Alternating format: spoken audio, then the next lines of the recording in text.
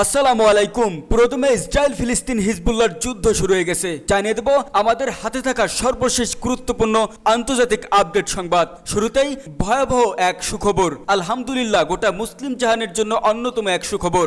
এবার ইরানের ক্ষেপণাস্ত্র ইসরায়েলের যে কোনো স্থানে আঘাত হানতে সক্ষম। আরও জানিয়ে দেব ইসরায়েলে হামাসের হামলার বর্ষপূর্তিতে যুক্তরাষ্ট্রের সতর্কতা। আরও থাকছে এবার লেবাননের ত্রিপলিতে ইসরায়েলের বিমান হামলা। জানিয়ে দেব ইরানের পারমাণবিক স্থাপনাগুলোতে হামলা না চালানোর কোনো গ্যারান্টি যুক্তরাষ্ট্রকে দেয়নি ইসরায়েল। অন্যদিকে মস্কোর সন্ত্রাসী সংগঠনের তালিকা থেকে বাদ যাচ্ছে তালেবান। সর্বশেষ জানিয়ে দেব ইসরায়েলকে অস্ত্র সরবরাহ বন্ধের আহ্বান ম্যাক্রোর। এতক্ষণ শুনছিলেন সংবাদ শিরোনাম, এবার বিস্তারিত।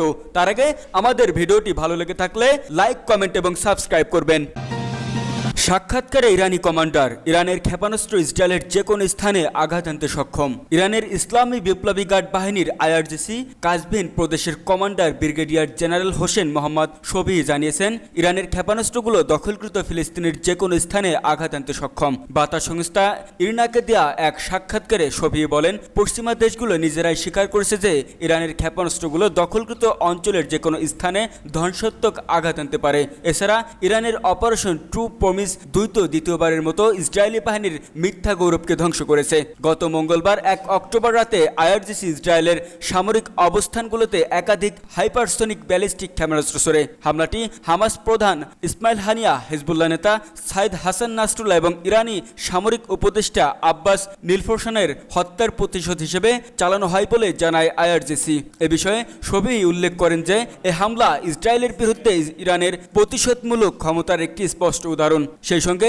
ইরান দখলকৃত অঞ্চলে ইসরায়েল সামরিক বাহিনীর উপর আঘাত আনার সক্ষমতা দেখিয়ে দিয়েছে।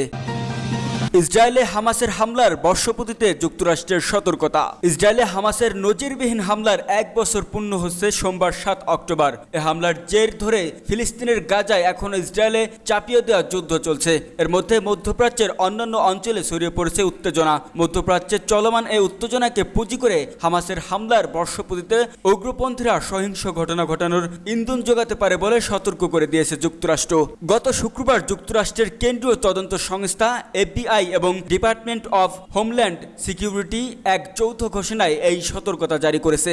সংস্থা দুটি বলেছে, এ পর্যন্ত কোনো নির্দিষ্ট বা বিশ্বাসযোগ্য হুমকি শনাক্ত করতে পারেনি যুক্তরাষ্ট্র। তবে হামাসের হামলার বর্ষপূর্তি সামনে রেখে ও পশ্চিমাদের বিরুদ্ধে বৈদেশিক সন্ত্রাসী গোষ্ঠীগুলোর সহিংসতার ডাকের পরিপ্রেক্ষিতে এই পরামর্শ দেওয়া হয়েছে।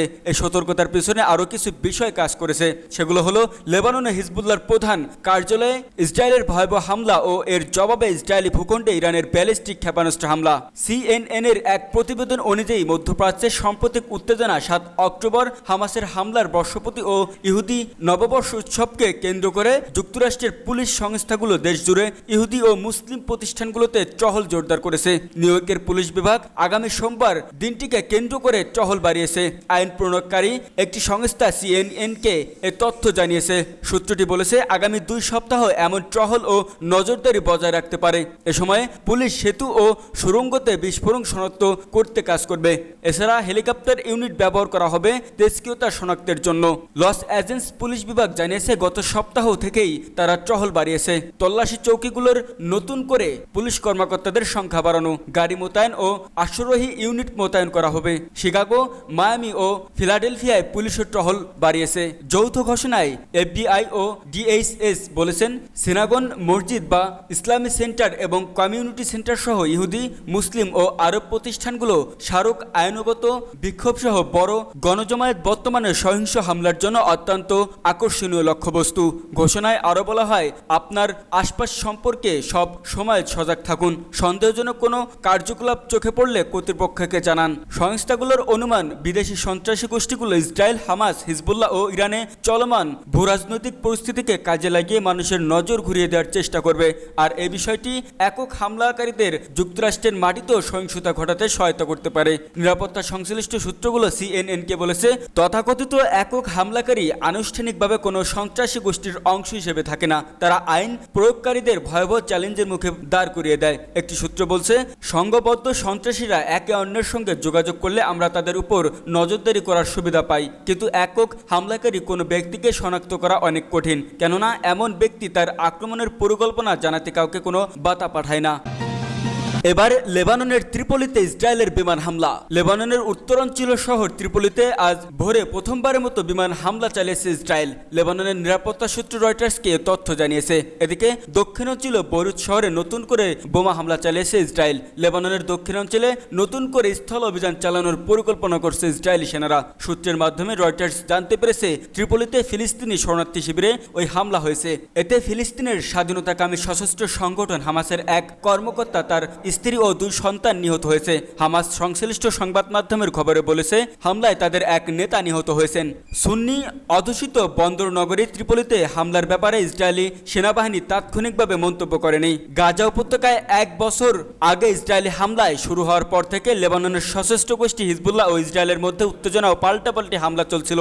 সাম্প্রতিক সপ্তাহগুলোতে লেবাননে বিমান হামলার বিস্তৃত করে ইসরায়েল। দেশটি রাতের বেলায় লেবাননের দক্ষিণাঞ্চল শহর বৈরুতে বোমা হামলা চালাচ্ছে।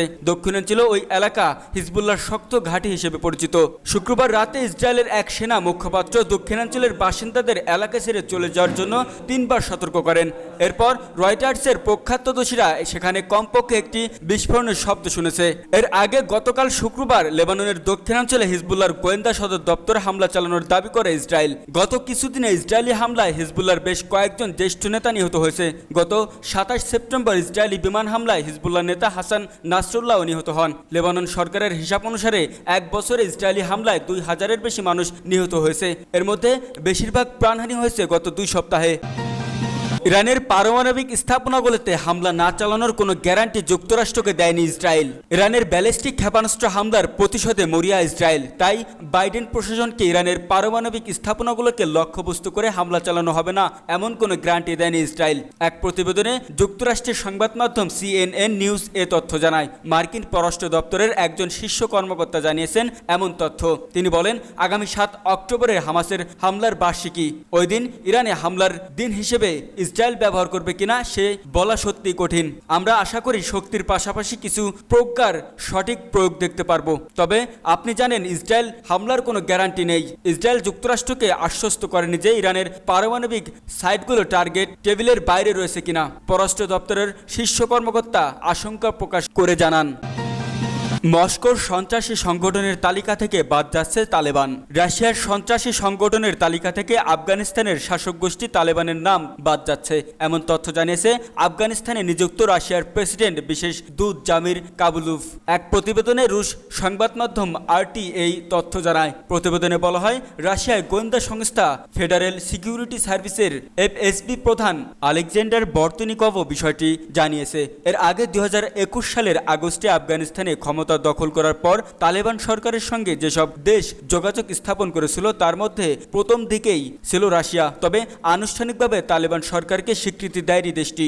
অবশেষে গতকাল সাংবাদিকদের সঙ্গে কথা বলার সময় তিনি বলেন, রাশিয়ার সন্ত্রাসী সংগঠনের তালিকা থেকে তালেবানকে বাদ দেওয়ার জন্য রাশিয়ার পররাষ্ট্র মন্ত্রণালয় এফএসবি সহ অন্যান্য সরকারি সংস্থা কাজ করছে। ইসরায়েলকে অস্ত্র সরবরাহ বন্ধের আহ্বান ম্যাক্রোর। যুদ্ধবাজ ইসরায়েলকে অস্ত্র সরবরাহ বন্ধের আহ্বান জানিয়েছেন ফরাসি প্রেসিডেন্ট ইমানুয়েল ম্যাক্রো। সেই সঙ্গে তিনি গাজায় প্রায় 1 বছর ধরে চলা যুদ্ধের অবসানে রাজনৈতিক সমাধান খোঁজার প্রয়োজনীয়তার উপর জোর দেন। ফরাসি প্রেসিডেন্ট ফ্রান্স ইন্টার রেডিওতে এক বক্তৃতায় বলেন, আমার বিশ্বাস আজকের অগ্রাধিকার হলো একটি রাজনৈতিক সমাধানে ফিরে আসা এবং গাজায় যুদ্ধ ও হত্যা বন্ধে অস্ত্র সরবরাহ বন্ধ করা। সেই সঙ্গে ফ্রান্স ইসরায়েলকে কোনো অস্ত্র পাঠাচ্ছে না বলেও উল্লেখ করেন তিনি। ম্যাক্রোর এই বক্তব্য এমন সময় এলো যখন চলমান গাজা সংঘাতের প্রায় 1 বছর পূর্ণ হতে চলেছে। ইসরায়েলি বাহিনী গত বছরের 7 অক্টোবর থেকে গাজার নিরীহ মানুষের উপর আক্রমণ চালিয়ে আসছে।